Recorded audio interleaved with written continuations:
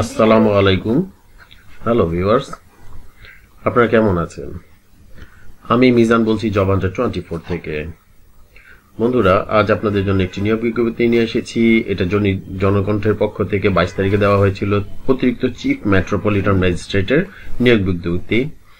এখানে chief metropolitan magistrate মহানগর ঢাকা মহানগরের শূন্য পদে সরাসরি নিয়োগের মাধ্যমে অস্থায়ী ভিত্তিতে পূরণের নিমিত্তে শর্ত সাপেক্ষে বাংলাদেশের প্রকৃত নাগরিকদের নিকট হতে দরখাস্ত আহ্বান করা হচ্ছে। পদের নাম হচ্ছে তুলনা সহকারী। পদের সংখ্যা 1টি। জাতীয় বেতন স্কেল 15 অনুযায়ী 10,200 থেকে 24,680 টাকা পর্যন্ত।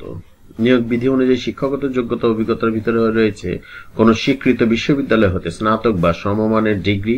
কম্পিউটার পারদর্শীদের অগ্রাধিকার প্রদান করা হবে। স্টেনোটাইপিস্ট কাম কম্পিউটার অপারেটর 1টি। 10,200 থেকে 24,680 টাকা পর্যন্ত। কোন স্বীকৃত বোর্ড হতে ন্যূনতম উচ্চ মাধ্যমিক সার্টিফিকেটধারী বা সমমানের শিক্ষাগত যোগ্যতার অধিকারী এবং ইংরেজি ও বাংলায় প্রতি মিনিটে যথাক্রমে 100 এবং 70 শব্দ ষাটলিপি করার গতিসম্পন্ন এবং ইংরেজি ও বাংলায় প্রতি মিনিটে যথাক্রমে 35 ও 30 শব্দ কম্পিউটারে টাইপ করার গতিসম্পন্ন হতে হবে। তৃতীয় হচ্ছে বেঞ্চ সহকারী 1টি। 9,700 থেকে 23,490 টাকা পর্যন্ত। কোন স্বীকৃত বিশ্ববিদ্যালয় হতে স্নাতক বা সমমান ডিগ্রি। কম্পিউটার পারদর্শীদের অগ্রাধিকার প্রদান করা হবে। রেকর্ড সহকারী, অফিস সহকারী পদের সংখ্যা হচ্ছে 1টি। 9,300 থেকে 22,490 টাকা পর্যন্ত। কোন স্বীকৃত বিশ্ববিদ্যালয় হতে স্নাতক বা সমমানের ডিগ্রি। কম্পিউটার পারদর্শীদের অগ্রাধিকার প্রদান করা হবে। দপ্তরি 1টি। 8,500 থেকে 20,570 টাকা পর্যন্ত। কোন স্বীকৃত বোর্ড হতে উচ্চ মাধ্যমিক স্কুল সার্টিফিকেট বা সমমান পরীক্ষা উত্তীর্ণদের নেওয়া হবে। অফিস সহায়ক 3টি। 8,250 টাকা থেকে 20,010 টাকা পর্যন্ত। কোন স্বীকৃত বোর্ড হতে মাধ্যমিক স্কুল সার্টিফিকেট বা সমমান পরীক্ষায় উত্তীর্ণদের নেওয়া হবে। নিরাপত্তা প্রহরী 1টি। 8,250 টাকা থেকে 20,010 টাকা পর্যন্ত। কোন স্বীকৃত বোর্ড হতে মাধ্যমিক স্কুল সার্টিফিকেট থাকতে হবে। শর্তাবলীর ভিতরে কিছু কিছু রয়েছে, ভাইয়ার আপনারা একটু খেয়াল করে দেখুন।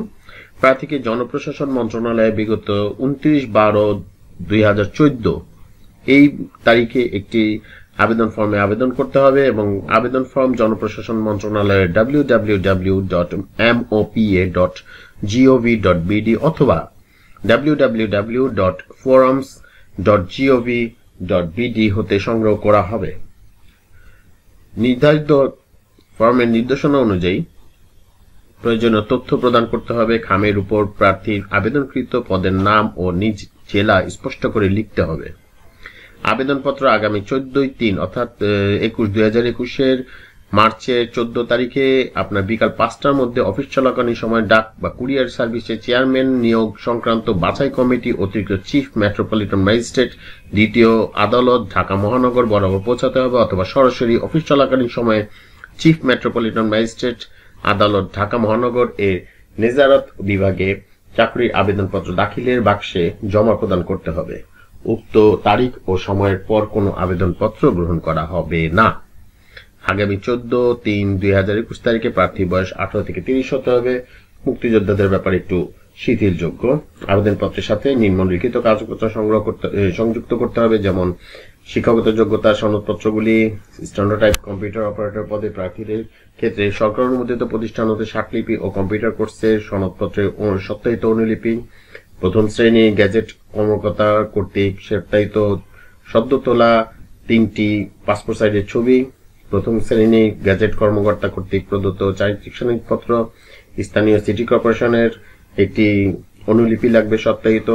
প্রার্থীর নাম, স্বামীর নাম, পদের নাম, নিজ জেলা ও ঠিকানা সহ 10 টাকার ডাকটিকিট সম্বলিত একটা মাপ দেওয়া আছে। এই মাপের একটি ফেরত খাম পাঠাতে হবে। চাকরিরত প্রার্থীকে অবশ্যই যথাযথ কর্তৃপক্ষের মাধ্যমে আবেদন করতে হবে। পরীক্ষা ফি বাবদ 100 টাকা বাংলাদেশ ব্যাংক বা সোনালী ব্যাংকে ট্রেজারি চালানের মাধ্যমে। নাম্বারটি দেওয়া আছে, কোডের নাম্বারে প্রদান করতে হবে এবং চালানের মূল কপি আবেদনপত্রের সাথে সংযুক্ত করতে হবে। ত্রুটিপূর্ণ আবেদনপত্র বাতিল বলে গণ্য হবে। উপযুক্ত প্রার্থীকে লিখিত, ব্যবহারিক ও মৌখিক পরীক্ষায় তারিখ, সময় ও স্থান প্রবেশপত্রের মাধ্যমে জানানো হবে এবং মৌখিক পরীক্ষার সময় প্রার্থীকে অবশ্যই সকল কাগজপত্রের মূল কপি দাখিল করতে হবে। পরীক্ষায় অংশগ্রহণের জন্য কোনো প্রকার টিএ দিয়ে দেওয়া হবে না।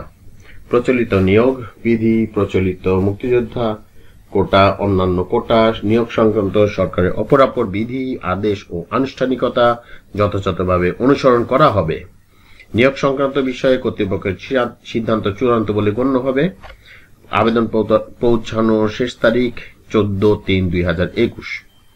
তো বন্ধুরা, আপনারা একটু ভালো করে পুরোটা পড়ে ডাউনলোড করে নেবেন, সার্কুলারটি ডাউনলোড করে তারপর আপনারা পড়ে সুন্দরভাবে আবেদন করুন, ইনশাল্লাহ হয়ে যাবে আপনাদের।